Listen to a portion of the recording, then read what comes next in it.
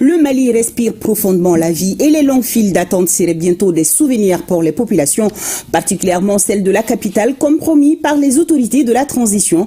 Bamako a accueilli hier près de 250 citernes. Beaucoup d'entre elles sont déjà sorties du bureau de l'OMAP et le reste suit le processus de traitement. D'après le président directeur général de l'OMAP, nous avons en disponibilité donc un volume de 12 millions de litres d'hydrocarbures. Batraouri et Aruna Djara ont fait un tour au niveau des bureaux de l'OMAP pour le constat. Suivons ensemble. Nous sommes sur le site des dépôts de l'OMAP, l'Office malien du pétrole. Ici, le constat est clair. Les efforts sont toujours en cours pour un ravitaillement correct de la population en hydrocarbures. Le don du Niger est suivi par l'arrivée à Bamako d'un important convoi de citernes. Hier, vraiment, ça a été une journée, je dirais, exceptionnelle. Et on a pris part à la cérémonie de remise de dons de carburant du Niger au Mali. Donc là, il y avait 82 citernes.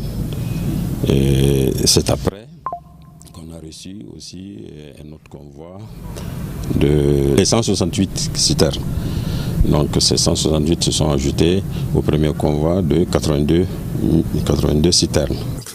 Le traitement des convois suit un rythme accéléré au niveau de l'OMAP car l'objectif est le retour rapide à la normale en matière de distribution du carburant. On a reçu des instructions de la hiérarchie pour diligenter le dépotage, c'est-à-dire la mise en bac.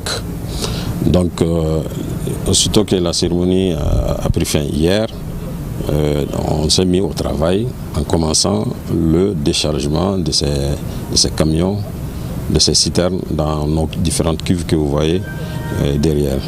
Donc là, ça va fonctionner 24 heures sur 24.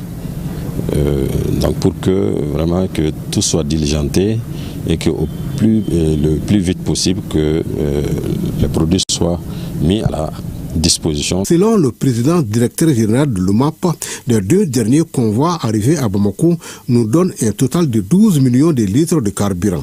C'est donc un grand pas qui est franchi vers la normalisation de la desserte en hydrocarbures. Approvisionnement du pays en carburant, poursuivons nos constats à travers le pays. C'est pour dire que les autorités de la transition n'oublient aucun Malien. À Ségou, l'arrivée d'un second convoi de 14 citernes a ravivé le sourire sur les lèvres des populations qui par ailleurs invitent d'une part les autorités à poursuivre dans ce sens et d'autre part les concitoyens au respect des mesures prises, c'est-à-dire plus de discipline et de solidarité. Suivons ce reportage de Ramata Konaté et Bakari Traoré qui sont allés à la rencontre des citoyens dans les stations à essence. À Ségou, la vie économique reprend de plus en plus son rythme normal grâce au second ravitaillement de plusieurs stations-service en carburant.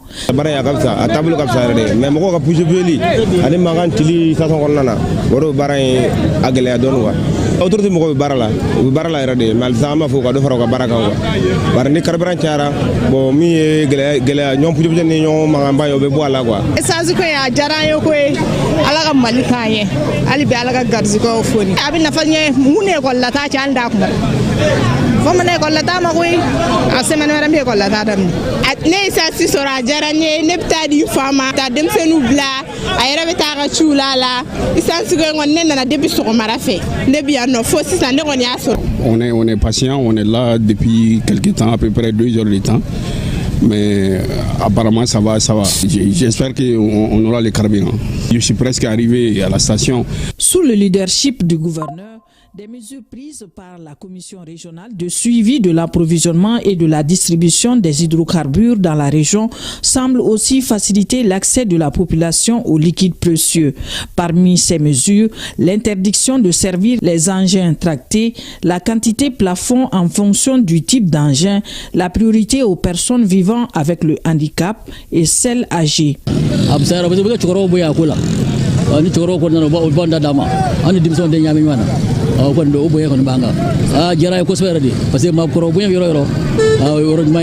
Je viens de faire rentrer à peu près 10 handicapés. Donc, heureusement, ils ont eu leur dotation, y compris moi-même. Donc, je remercie beaucoup les autorités par rapport à ce qu'ils sont en train de faire pour le Mali.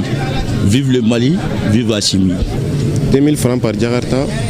et 5 000 par mototaxe et 20 000 en cas de voiture. Tout est respecté. On n'a pas eu de difficultés. Pour le moment, on a pour la guerre, manque d'organisation. L'organisation comment parce que nous faire pour sécurité,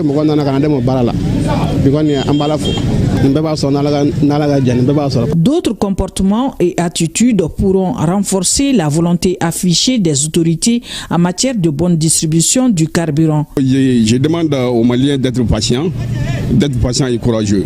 Voilà. Ça ne sert à rien de prendre le carburant, aller le revendre. Les gens abusent vraiment. Ils abusent. Parce qu'il y en a d'autres qui sont en train de faire 2, 3 fois comme ça. C'est pas bon. Déjà, si tu as ta dotation, il faut vaguer à tes occupations. Solidarité et discipline, maître mot pour l'accès facile aux liquides précieux en ce moment crucial. Et je ne manquerai pas de le rappeler au cours de cette édition, Bamako n'a pas rompu avec ses habitudes. Malgré des moments de ralentissement provoqués par la crise de carburant, Téné, les dimanches à Bamako, tout le monde le sait. C'est les jours de mariage. Entre cortèges qui réapparaissent, les nouveaux mariés et familles de nouveau en mouvement dans les espaces publics pour les séances de photos. La capitale est en ébullition et c'est Bokari Koulibaly qui nous amène à faire un tour en ville. On regarde. Les dimanches à Bamako, c'est le jour de mariage. Dimanche 23 novembre 2025, Bamako retrouve ses couleurs. Après plusieurs semaines de ralentissement dû à la crise des carburants, les mariages reprennent dans la cité aux Trois Caïmans. Une reprise est ressentie à travers le tour de la capitale. La disponibilité du carburant serait à l'origine. Mais bien on a alhamdoulillah ça va. Ah voyez rien bala mobili flene mobili segi carburant ba be wono am danga fulu ge après am la ta so alhamdoulillah kamali état fou quoi chesir al sa wa do frama. Avant la crise, on avait décidé déjà la date du mariage. Bon, selon moi, rien ne doit empêcher, déjà que le mariage est sacré, rien ne doit l'empêcher. Le jour J, on doit le faire. Pour l'officier d'état civil, la baisse d'affluence dans les mairies ne s'explique pas uniquement par la pénurie de carburant. Ça n'a pas joué beaucoup sur l'affluence. C'est comme les gens viennent faire les déclarations de mariage et les mariages sont célébrés comme dans le temps. Mais quand même, il faut noter qu'il y a certaines périodes où il n'y a pas beaucoup d'affluence, il y a d'autres périodes où il y a beaucoup d'affluence. Mais voilà, au mois de décembre, maintenant, vous avez vu, il y a beaucoup qui ont venu faire leurs déclarations. Donc ça n'a pas joué sur l'affluence quand même. Pour d'autres familles, la situation connaît une nette amélioration. Boubacar Diakité, père de la mariée, assure avoir trouvé sans difficulté les liquides précieux nécessaires pour ses déplacements. La bouger et déplacer au lieu de Bekatra folie ni fonke et semaine qu'on a tient la année carburant soro mo sera kana nga kungula jaran bo chama nana bulfena bulfen tout carburant ko c'est que carburant do beaucoup né. Dans les cuisines, la reprise se ressent aussi. Entre le feu qui monte, les marmites qui mijotent et l'odeur de la sauce, les chefs cuisinières retrouvent leur cadence.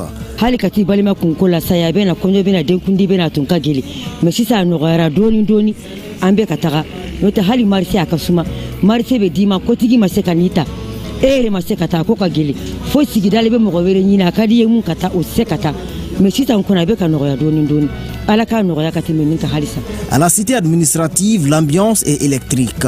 Couple élégant, les convives en liesse, des photos de souvenirs, le grand jour peut enfin se vivre pleinement.